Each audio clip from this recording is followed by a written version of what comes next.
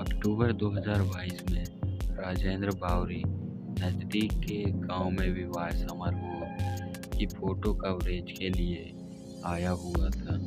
वधू पक्ष से जान पहचान व सजाती होने के कारण राजेंद्र बेहिचक कैमरा उठाए अंदर बाहर आ जा रहा था। बारात दरवाजे पर पहुंच चुकी थी। रिबन कटाई की रस्म होने को थी।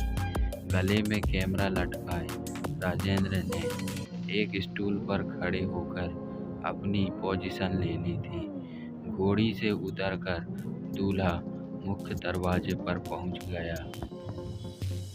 अंदर से वधू के परिजन, महिलाओं व सहेलियों का समूह भी दरवाजे पर आ जुटा था। प्लेट में कैंची लेकर आई युवती के चेहरे पर टपक रहे नूर व लावण्य को देखते ही राजेंद्र सुध-बुध खो बैठा। क्रीम कलर की प्लाजो सूट, गरारा शरारा में सज-धज के वहां पहुंची युवती का गेहुआ रंग भी दमक रहा था। राजेंद्र ने महसूस किया कि युवती पर पड़ने वाली फ्लैश लाइट दोगुनी रिफ्लेक्ट हो रही थी। युवती की मांग भरी हुई थी। कैमरे की क्लिक स्विच पर गई गजेंद्र की अंगुली। एक बार की रुक सी गई थी। महिलाओं का झुंड लंबा चौड़ा था, पर राजेंद्र के कैमरे के फोकस में वही युवती बार बार आ रही थी। युवती ने फ्लैश की बौछारों को महसूस कर लिया था। रिबन कटाई रस्म संपन्न होते ही युवतियां आंगन में लौट गईं। स्टूल से उतरकर राजेंद्र भी कैमरा उठाए आंगन की तरफ बढ़ा चला था। बाहर डीजे पर जादूगर सैयां छोड़ो मेरी बाइयां गाना वातावरण में मादकता बढ़ा रहा था। सामने आ रही युवती को देखते ही राजेंद्र का चेहरा दमक उठा था और उंगली क्लिक पर चूकी थी। फ्लैश में, प्रकाश में नहाई युवती मुड़ी और उसके सामने आकर प्रश्न दाग दिया, आपने मेरी फोटो क्यों खींची? मैडम, दिल के हाथों मजबूर हो गया था, राजेंद्र ने कहा। अपने दिल व दिमाग को काबू रखो। आपका दिल तो मेरा नंबर भी मांग सकता है। अगर ऐसा किया तो सीखचों के पीछे भिजवा दूंगी, समझे? बनावटी गुस्सा जाहिर करते हुए युवती ने कहा। राजेंद्र भी कहाँ चूकने वाला था।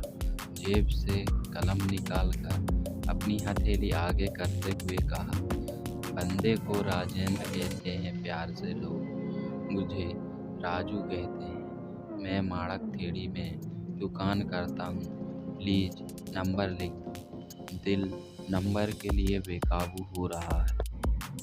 माड़क थेड़ी का नाम सुनते ही चेहरे पर चौंकने वाले भावों के साथ खुशी दमक उठी थी। युवती ने फुर्ती से कलम पकड़कर अपना नंबर राजेंद्र की हथेली पर लिख दिया। यह नंबर हथेली पर नहीं, अब दिल में छप गया है।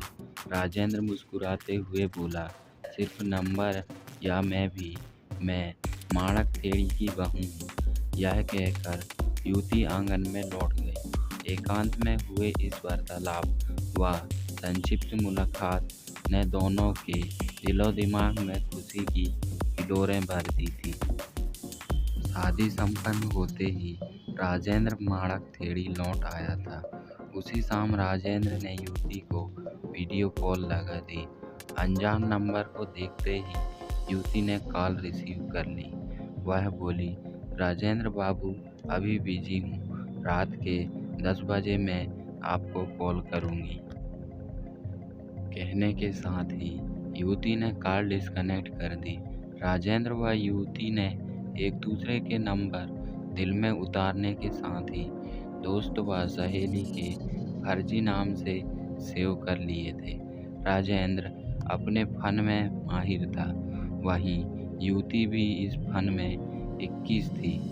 दो अनजान युवक युवती एक संक्षिप्त मुलाकात के बाद घनिष्ठता के बंधन में बंध चुके थे। 2 दिन बाद युवती भी माड़क थेड़ी लौट आई थी। युवती का नाम गोपी काल्पनिक था। वह रावतसर तहसील के गांव 12 डी निवासी सोहनलाल की बेटी थी और इसी साल उसकी माड़क थेड़ी ने धोलूराम बावरी से शादी हुई थी। मैट्रिक पास गोपी के ख्वाब ऊंचे थे। अपने किए वादे के अनुसार रात के 10 बजे गोपी ने राजेंद्र को फ़ोन किया। दोनों मोबाइल पर लंबे समय तक बतियाते रहे। गोपी, तुम्हें विधाता ने मेरे लिए बनाया था, पर उससे कहीं चूक रह गई होगी, जिससे तुम धोलू के पल्ले बंध गई। राजेंद्र ने कहा तो गोपी के तन मन के तार झनझना उठे थे। उसकी चुप्पी को बढ़ते हुए राजेंद्र ने कहा, देखो गोपी, मैं तुम्हारा कान्हा तो नहीं, पर कान्हा से कम भी नहीं रहूँगा। देखो राजू, शादी ब्याह तो किस्मत के तय किए होते हैं। प्रेम प्रणय को बुलंदियाँ देना तो प्रेमियों के ही हाथों में होता है।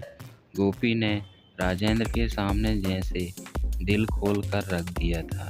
आखिरी कथन ने दोनों प्रेमियों के भविष्य की मंजिल तय कर दी थी। गोपी ने यह भी बता दिया था कि वह रात के 10 बजे के बाद ही फ़ोन कर पाएगी। राजेंद्र की दुकान पनघट के रास्ते में थी। पानी लाने या अन्य किसी बहाने गोपी राजेंद्र के दीदार कर लेती थी। घूंघट प्रथा सख्त होने के बावजूद गोपी चोरी छुपे अपना चेहरा राजेंद्र को दिखा देती थी। इश्क और मुश्क कभी छिपाए नहीं रखे जा सकते। यही उन दोनों प्रेमियों के साथ हुआ था। किसी ने गोपी के पति धोलू तक बात पहुंचा दी थी। शांति प्रिय व खुद में मस्त रहने वाले धोलू के लिए यह खबर विचलित करने वाली साबित हुई। कोई राह नहीं सूझी तो उसने अपने बड़े भाई इंद्रपाल, जो दबंग प्रवृत्ति का था, के साथ यह बात साझा कर ली। अगले दिन इंद्रपाल माड़क थेड़ी पहुंच गया। आज की कहानी यही ख़त्म होती है। अगले पार्ट के लिए हमारे चैनल को सब्सक्राइब ज़रूर करें।